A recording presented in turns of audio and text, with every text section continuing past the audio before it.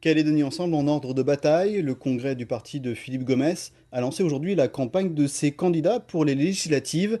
7 à 800 militants ont participé à ce tout premier meeting électoral. Adversaires désignés, les candidats du Rassemblement UMP accusés de préparer l'indépendance dans le dos des Calédoniens. Reportage Olivier Jaunemann et Nicolas Fasquelle.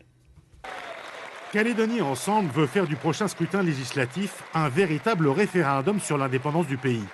En ligne de mire, la coalition du RUMP avec l'UC et le Parti travailliste. Dans le collimateur, les chefs et les candidats du Rassemblement accusés d'avoir trahi leurs électeurs avec le drapeau du FNLKS et de préparer l'indépendance association en catimini. Les tribuns du parti rivalisent de qualificatifs pour dénoncer ce qu'ils considèrent comme l'imposture du drapeau et certains vont même jusqu'à parler de concomitance de la montée de la délinquance avec la levée du drapeau indépendantiste. Calédonie Ensemble entend ainsi se positionner comme seul recours contre l'indépendance au détriment de ses adversaires. Qui se situe du côté de l'indépendance aujourd'hui et qui ne se situe pas du côté de l'indépendance?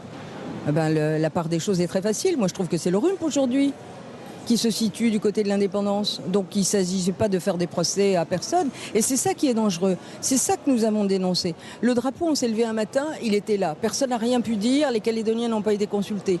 Demain, on va se lever, on va nous dire, ça y est, on a discuté, on a trouvé une indépendance association. Et puis on n'aura pas le temps de se retourner. C'est ça que les Calédoniens veulent? Moi, je leur dis qu'il faut bien réfléchir. Plus incisif et plus mordant, Philippe Gomès évoque les menaces qui, selon lui, pèsent sur la démocratie en Calédonie. C'est d'abord l'accord de Nouméa sur lequel la coalition s'essuie les pieds. C'est ensuite la liberté d'opinion, le goulag médiatique et le cadenassage radiophonique qui sont la cible du président de Calédonie Ensemble. Philippe Gomès parle même de la pieuvre et de la mafia qui mettent la main sur l'unique quotidien calédonien. On vit depuis 3 ans avec des partis politiques qui font le contraire de ce que leurs électeurs ont compris lorsqu'ils ont fait leur campagne en 2009. 2012 arrive. Est-ce que les électeurs sont d'accord avec ce qui est en train d'être fait, qu'ils votent Tiano Egué? Est-ce qu'ils considèrent que non, le pays prend une pente dangereuse? À partir de ce moment-là, Sonia Lagarde et moi-même, qui avons non seulement des convictions, mais qui ne sommes pas destinés à les renier, contrairement à certains autres, nous sommes là pour offrir une véritable alternative pour une Nouvelle-Calédonie qui s'émancipe, mais d'une manière plus responsable au sein de la République.